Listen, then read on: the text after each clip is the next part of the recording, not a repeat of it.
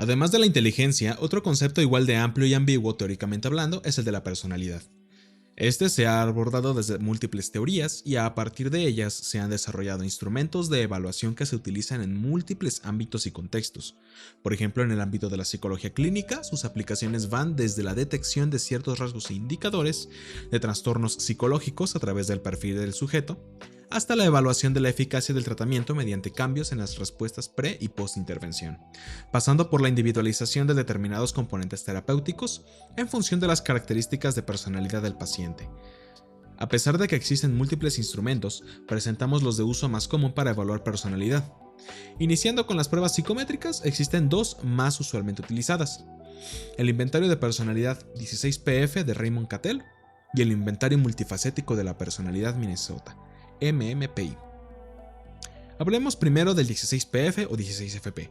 Es el antepasado de los instrumentos psicométricos de evaluación de la personalidad. Asimismo, es uno de los más utilizados para la evaluación de este ámbito, la personalidad. Actualmente se encuentra en su quinta edición. El cuestionario factorial de personalidad es un instrumento de medida de espectro amplio de personalidad que tiene como finalidad la apreciación de 16 rasgos de primer orden, o escalas primarias de personalidad: afabilidad, razonamiento, estabilidad, dominancia, animación, atención a las normas, atrevimiento, sensibilidad, vigilancia, abstracción, privacidad, aprensión, apertura al cambio, autosuficiencia, perfeccionismo y tensión. Y 5 dimensiones globales de personalidad, las cuales son extraversión, ansiedad, dureza, independencia y autocontrol. Además incluye 3 medidas para evaluar estilos de respuesta y a través de ello controla los sesgos en las respuestas, los cuales son manipulación de la imagen, infrecuencia y aquiescencia.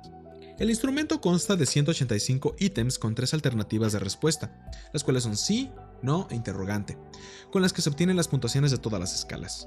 Su administración es para adolescentes mayores de 16 años y adultos. La aplicación puede ser individual o colectiva con una duración de entre 40 a 45 minutos y su aplicación puede ser a través de papel, lápiz o de manera electrónica. Este instrumento tiene buenas características psicométricas y es corto de aplicar, por lo tanto puede resultar una buena opción en la mayoría de los casos que no se tenga demasiado tiempo. La siguiente prueba, el MMPI, es considerada el estándar de oro en cuanto a propiedades psicométricas. El MMPI, o Inventario Multifacético de la Personalidad Minnesota, es una de las herramientas más utilizadas para la evaluación de la personalidad y de la psicopatología en distintos contextos clínicos, médicos, forenses o de selección de personal. Es por sus cualidades psicométricas uno de los instrumentos más utilizados, válidos y confiables en la evaluación de la personalidad. Este instrumento es un test de amplio espectro diseñado para evaluar un amplio número de patrones de personalidad y de trastornos psicológicos en población adulta, aunque existe una versión para adolescentes, el MMPI-A. Se puede aplicar de manera individual o colectiva mediante lápiz y papel o también de manera electrónica, y requiere por parte de la persona evaluada un nivel de comprensión lectora equivalente a segundo año de secundaria y una edad de 18 a 85 años. Este instrumento también se encuentra estandarizado hacia la población mexicana. Es un instrumento largo, ya que consta de 567 reactivos. Aunque si por algún motivo no es posible aplicar el instrumento completo, existe la posibilidad de calificar una versión abreviada con los primeros 370 ítems. Las opciones de respuesta a los ítems son verdadero o falso y están ordenados de manera que permite la calificación de las escalas básicas, clínicas y de validez, con estos primeros 370 reactivos. La duración de la aplicación del instrumento completo va de los 60 a 90 minutos. Solo se necesita el cuadernillo y hoja de respuesta. El test incluye dentro de su perfil de resultados indicadores de validez para detectar aquellos casos en que la persona ha respondido inadecuadamente, ya sea por problemas de comprensión o por falta de implicación o concentración al dar sus respuestas. Su finalidad es la evaluación de la personalidad normal y patológica mediante distintos grupos de escalas de validez, clínicas y subescalas clínicas, escalas de contenido y subescalas de contenido, escalas suplementarias y escalas de los 5 de personalidad patológica. No veremos lo que implica cada una, solo veremos por encima las escalas clínicas, que son las que suelen tener mayor peso para la interpretación de resultados. El instrumento contiene 11 escalas de validez, lo que provee un alto nivel de confiabilidad y validez respecto a los resultados obtenidos. En cuanto a las escalas clínicas, mide los rasgos de hipocondría, depresión, histeria, desviación psicopática, masculinidad-feminidad, paranoia, psicastenia, esquizofrenia, hipomanía e introversión social. Para la calificación del instrumento, una vez se han contabilizado las puntuaciones de cada escala y se han realizado las correcciones correspondientes, las puntuaciones brutas o directas se deben transformar a una medida estandarizada conocida como puntuaciones T. Este será el puntaje que tomaremos en cuenta para la interpretación. Tiene una media de 50 y una desviación estándar de 10. Todas las puntuaciones se basarán en la hoja del perfil. Una vez se tiene la hoja de perfil completa, se debe interpretar siguiendo los siguientes pasos.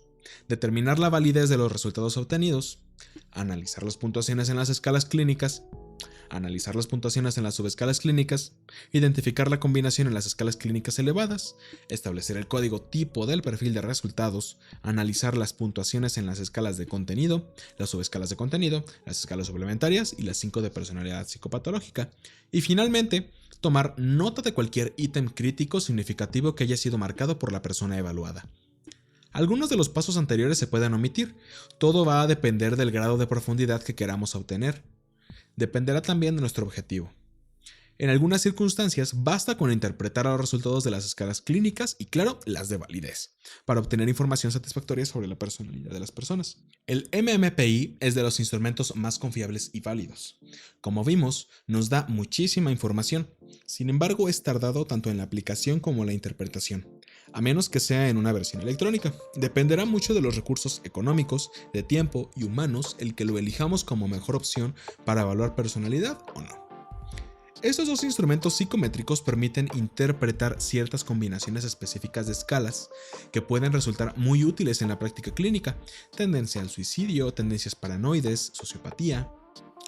En el ámbito de la psicología del trabajo o selección de personal para descubrir los perfiles más adecuados para diferentes perfiles profesionales, pilotos, policías, docentes o vendedores, así como para el estudio de otros factores como el potencial de liderazgo.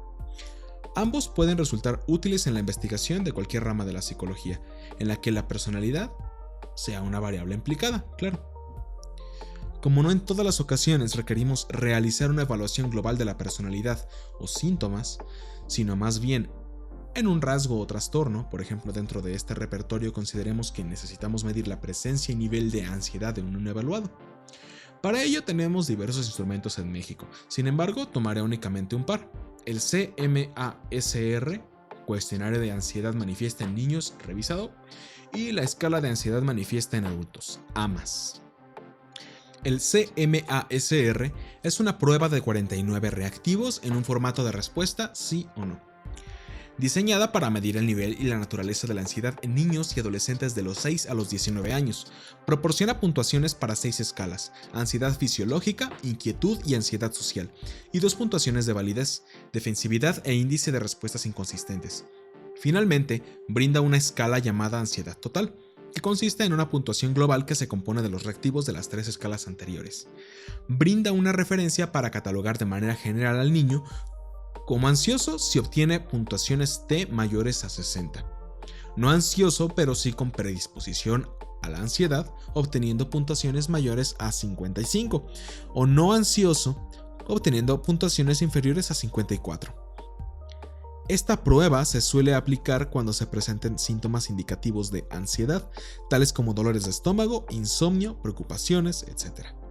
La escala de ansiedad manifiesta en adultos, AMAS, podría considerarse la versión para adultos del CMASR. Esta escala se aplica en adultos de 19 a 59 años y consta de 3 versiones: la versión A, C y E. La versión A se administra a personas de 9 a 19 años, la versión C para estudiantes universitarios y la versión E para personas de 60 años en adelante. Además de la ansiedad, otra de las conductas que se buscan medir es el del constructo de la depresión. En México, algunas de las más utilizadas serían el cuestionario de depresión para niños, CDS, y el inventario de depresión de Beck, BDI-2.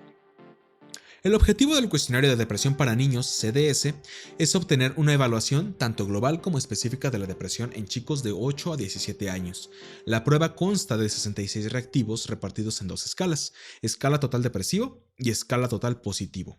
En esta prueba, los datos son leídos por el evaluador al niño o adolescente, el cual contesta en una escala de Likert con 5 puntos. Muy de acuerdo, no estoy de acuerdo, en desacuerdo y muy en desacuerdo.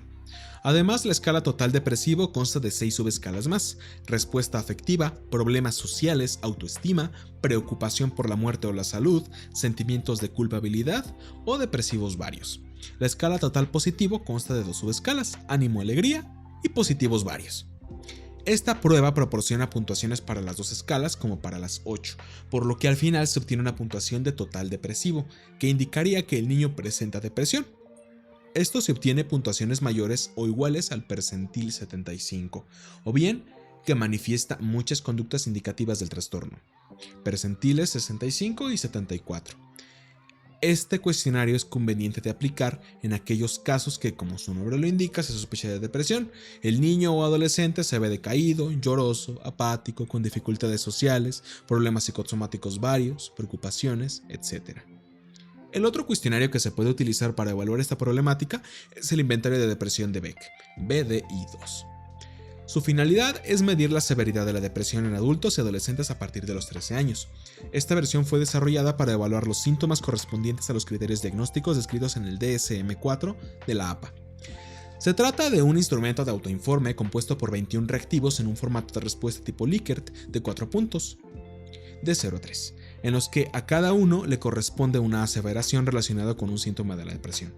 El evaluado debe marcar aquella que mejor describa la manera en que se ha sentido durante las últimas 2 semanas.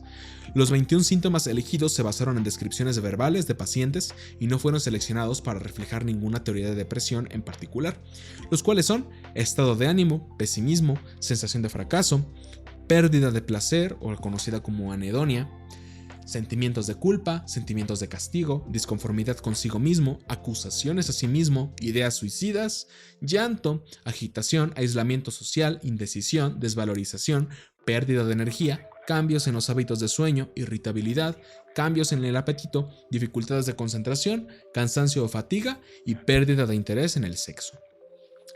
Una de las características que tiene además es que su finalidad es conocer la presencia y grado de los síntomas depresivos que coinciden con el DSM-4 y no como un instrumento como tal para otorgar un diagnóstico clínico. El tiempo de aplicación es relativamente corto, en general se requieren de entre 5 a 10 minutos para contestarlo. La puntuación mínima es de 0, la puntuación máxima de 63. Como dato, a pesar de que la prueba está indicada para evaluar a adolescentes a partir de los 13 años y adultos, se recomienda que se comience a aplicar a partir de los 18. Si hay que aplicarla a evaluados de 13 a 17, es más conveniente elegir el CDS.